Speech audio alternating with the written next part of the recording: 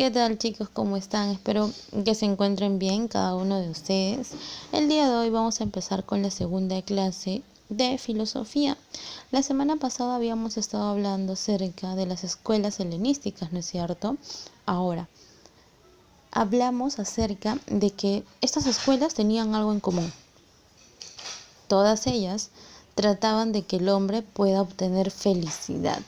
Ahora, ¿cuál es la diferencia en que cada una de estas escuelas pues tienen diferentes medios para que el hombre pueda obtener felicidad en su vida? Y vamos a tratar y vamos a explicar la escuela epicúrea. Primero lo que tenemos que saber es que el representante en esta escuela es Epicuro de Samos, ¿bien? Ahora, ¿qué cosa decía pues Epicuro? Decía lo siguiente, que la vida del hombre ya debe estar relacionado al placer. ¿Qué quiere decir esto? Que mientras el hombre obtenga más placer en su vida, va a obtener como consecuencia, ¿qué cosa? La felicidad. Pero mira, en tu libro, en la página 123, bien, nos menciona lo siguiente. La felicidad, dice, ese era el objetivo de sus enseñanzas morales. Este placer no debía limitarse solo al cuerpo, como preconizaba el hedonismo cirenaico, sino que debía ser también intelectual.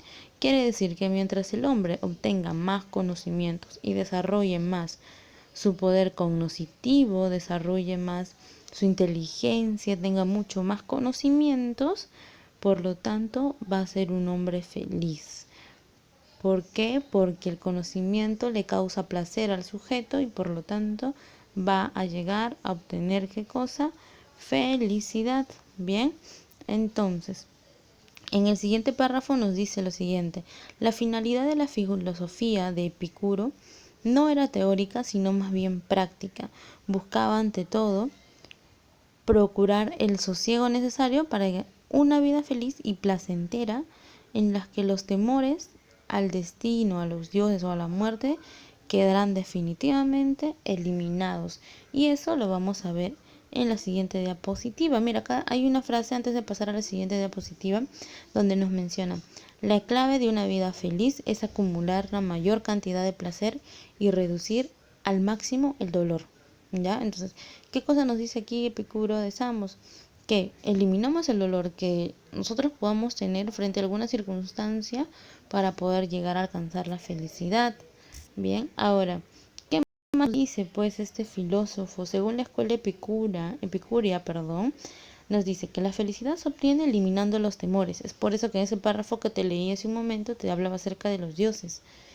Nos dice lo siguiente, que el hombre no debería pues seguir a un ser divino, porque este ser divino hace que en su vida cotidiana su conducta se rija sobre los parámetros de alguna religión.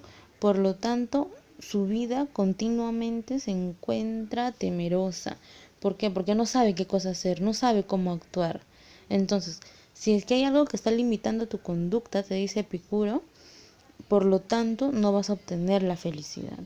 Entonces te dice, bien, que el sujeto va a obtener felicidad siempre y cuando elimine los temores que tiene en cuanto a los dioses, en cuanto a la muerte, por ejemplo, porque nos mencionan y nos dicen, ¿por qué el hombre tiene que tener miedo a la muerte? Pues no deberíamos tener miedo ni a la muerte, ni a las supersticiones, deberíamos de rechazarlo completamente porque nosotros, si bien es cierto, no sabemos si es que el día de mañana ya no estamos presentes, ¿no es cierto?, en la realidad, pero sin embargo, si es que vivimos pensando continuamente y sintiendo miedo acerca de lo que va a pasar mañana, vamos a vivir dentro de nosotros con un temor. Por lo tanto, Epicuro de Samos nos dice que eliminemos ese temor, ya eliminemos este medio por el cual no nos permite poder llegar a obtener la felicidad. Bien, entonces, en este punto vamos a subrayar lo siguiente. En el siguiente párrafo nos menciona, la muerte tampoco puede temerse, porque siendo nada no puede ser algo para nosotros. Mientras vivimos, no está presente, y cuando está presente, nosotros no estamos ya. El dolor y el mal se evitan fácilmente porque ningún tormento dura demasiado y cuanto más intenso, menos dura. Entonces aquí Epicuro de Samos nos está diciendo que no tengamos miedo, pues, sino que simplemente vayamos ahí y dirijámonos al camino por el cual nos conlleva la felicidad, pero sin temores y sin miedos hacia los dioses, hacia la muerte. Entonces sigamos con la siguiente diapositiva. Hasta ese punto, chicos, vamos a tratar acerca de las escuelas helenísticas. Bien, ahora pasemos por favor a la filosofía cristiana. Esto se encuentra en la página 128 para los que tienen el libro nuevo, ¿sí? Los que tienen el libro antiguo, busquen, debe estar una página anterior. Filosofía cristiana, ¿bien? Ahora, si es que nos habla acerca de la filosofía cristiana, hay un poco de confusión de repente, ¿no? Porque el cristianismo no tiene nada que ver con la filosofía, pero sí tienen algo que ver ahí. ¿Por qué? Porque va a empezar a narrar cómo es que las personas van estudiando, primero desde la época del cristianismo, la historia de Jesús, el pensamiento religioso, pero de pronto se va a dar un cambio ahí y las personas ya no solamente van a estudiar a los religiosos, sino que también van a ser un poco más analíticos y se va a cambiar al pensamiento filosófico. Pero en este punto nos van a explicar cómo es que llega el cristianismo y cómo es que se da la aparición pues de esta corriente y de este tipo de pensamiento. Y nos dicen que el cristianismo aparece, obviamente, el origen se da con la llegada de ¿quién? De Jesús, ¿no? El cristianismo se declara como ser la única religión, la única y existente. Entonces vamos a subrayar ahí, el cristianismo tuvo su origen en Judea a partir de la vida y predicación de Jesús de Nazaret, quien afirmó ser hijo de Dios y fue aceptado por sus seguidores como el Mesías o Cristo. Bien, hasta este punto vamos a subrayar. ¿Qué quiere decir? Que con esta llegada se da la aparición, ¿no es cierto?, del cristianismo, porque recuerda que a partir de ello va a empezar a realizarse la predicación y Jesús va a empezar a tener más adeptos, más seguidores, por lo cual el cristianismo se va a ir expandiendo. Es por eso que en ese mismo párrafo nos menciona: sin embargo, frente a las demás religiones, se declaraba la única y verdadera depositaria de la verdad relativa definitiva. Esto le acarrea muchas dificultades al principio, pero a medida que va teniendo más seguidores, es decir, más adeptos, esa exclusividad de la verdad se convierte en su más significativa fuerza. Entonces, es que en tu examen o en la siguiente evaluación te indican a partir de quién se genera el origen del cristianismo, pues empieza con la llegada de Jesús, ¿no es cierto? Cuando empieza a realizarse la predicación y Jesús llega al primer pueblo. Bien, ahora pasemos pues a la siguiente diapositiva y hablamos acerca del contexto sociocultural. ¿Qué cosa ocurría en los demás lugares cuando empezó a crearse el cristianismo? Mira, Judea pertenecía a Roma. Bien, ahora el desarrollo del cristianismo se desarrolló conjuntamente con el fin del Imperio Romano. Una vez que el Imperio Romano, bien, empieza a fin en cuanto al desarrollo de su sociedad, se elimina el Imperio Romano, por lo tanto, en esta época empieza también a desarrollarse conjuntamente el cristianismo. Bien, ahora recordarles que igual antes de que se dé el fin del Imperio Romano, este mismo imperio era el que tenía dominancia, ¿sí?, sobre las otras sociedades.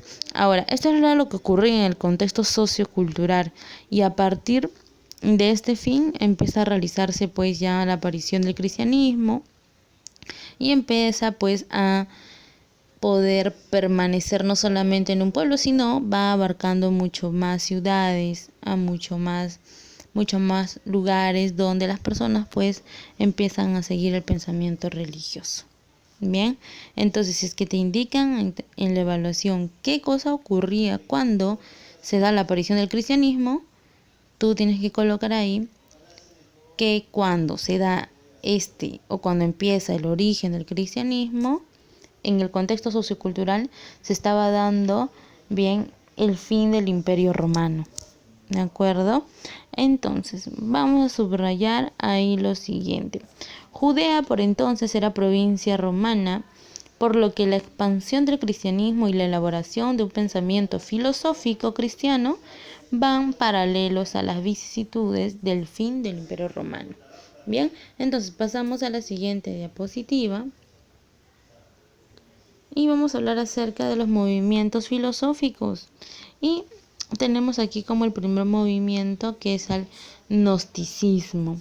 El gnosticismo nos habla de lo siguiente, nos dice que el gnosticismo, además de un movimiento filosófico, un complejo movimiento del carácter religioso, cuyo desarrollo en el mundo antiguo, desde el siglo I al III, lo convirtió en un fenómeno de gran importancia cultural.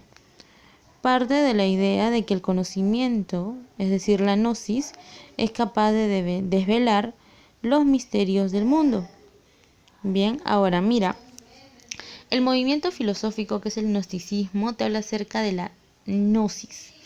Ellos consideran que la gnosis es tener un conocimiento acerca de algo. ¿Y qué nos mencionan? Nos dicen que todas las personas, bien, pueden tener conocimientos, es decir, podemos tener gnosis, pero que ese conocimiento proviene de un ser no físico, sino un ser espiritual. Y en este caso, este movimiento filosófico nos dice que todo el conocimiento que nosotros tenemos proviene y está en relación a Dios. Bien, entonces recuerda ello. Eso es lo que te mencionan pues en esta parte de este movimiento, ¿sí? Ahora, hay tres tipos de gnosis o tres tipos de conocimiento, perdón. Hay la gnosis mágico vulgar, la gnosis mitológica y la gnosis cristiana. O sea, ¿qué nos está diciendo ahí? Que hay conocimientos vulgares, ¿no es cierto? Conocimientos vulgares, conocimientos mitológicos y conocimientos cristianos. El primer punto, cuando nos habla acerca del conocimiento vulgar, bien, ahí nos está hablando acerca del conocimiento especulativo, conocimientos que no tienen comprobación específica. Cuando nos hablan acerca del conocimientos mitológicos, nos habla acerca de los conocimientos que obtenemos, sí, pero a través de historias, bien, de historias, de mitos, por ejemplo, que tampoco son comprobados.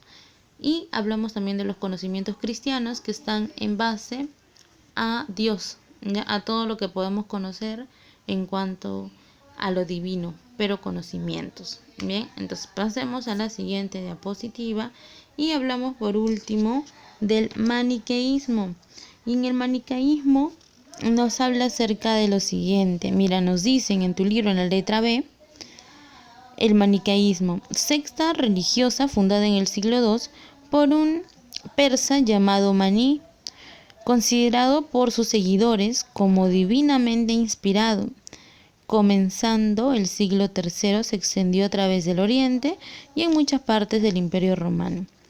Los maniqueos, a semejanza de los gnósticos, eran dualistas, creían que había una eterna lucha entre dos principios opuestos, el bien y el mal.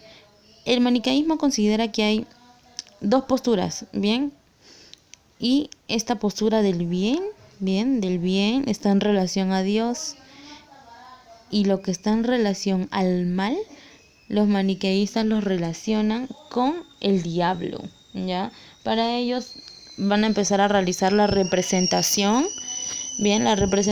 de estos dos pues seres, ¿no? De algún modo. Entonces, vamos a decir, punto número 1, que el maniqueísmo son dualistas. Bien, hay una lucha entre el bien y el mal. El bien es creado por Dios y el mal es creado por Satanás en este caso.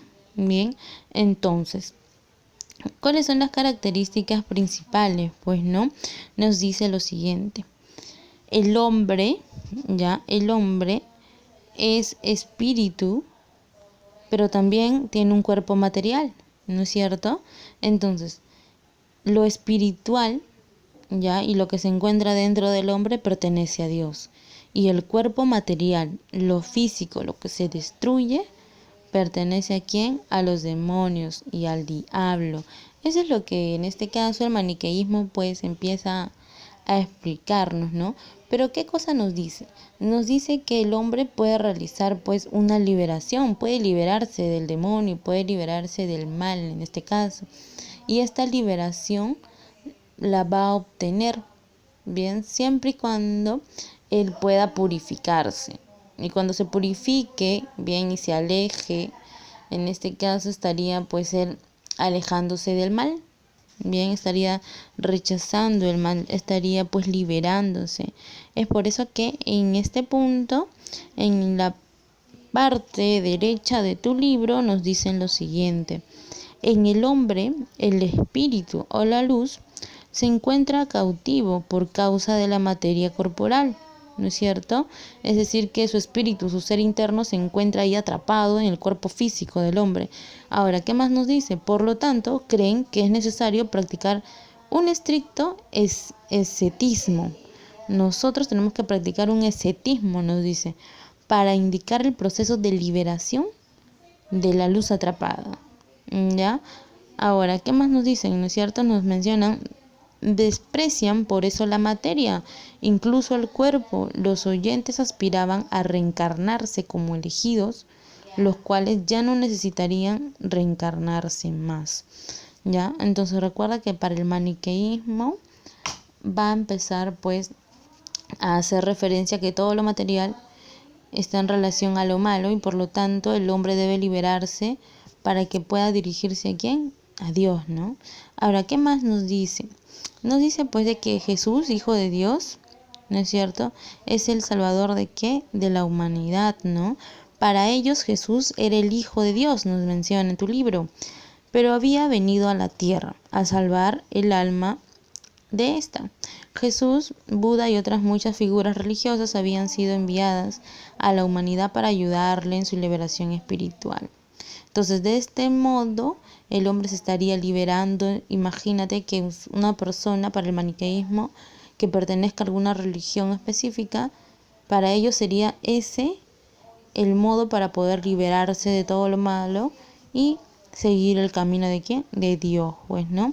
Entonces, este punto recuerda que abarca acerca del bien y el mal, ¿sí? El bien está en relación a Dios y el mal en relación a Satanás, o de lo contrario al diablo. Ahora, hay otra característica y es muy importante: que ellos creen en la reencarnación del ser humano, ¿sí?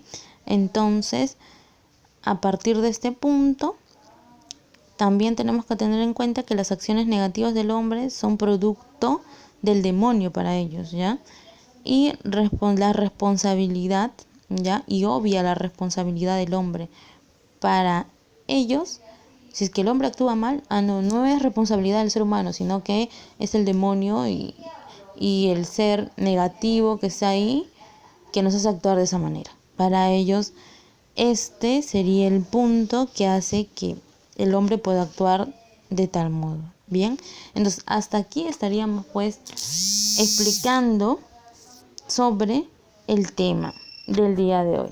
Bien, entonces cualquier consulta, cualquier duda me la hacen saber. Chicos, cuídense mucho. Hasta luego.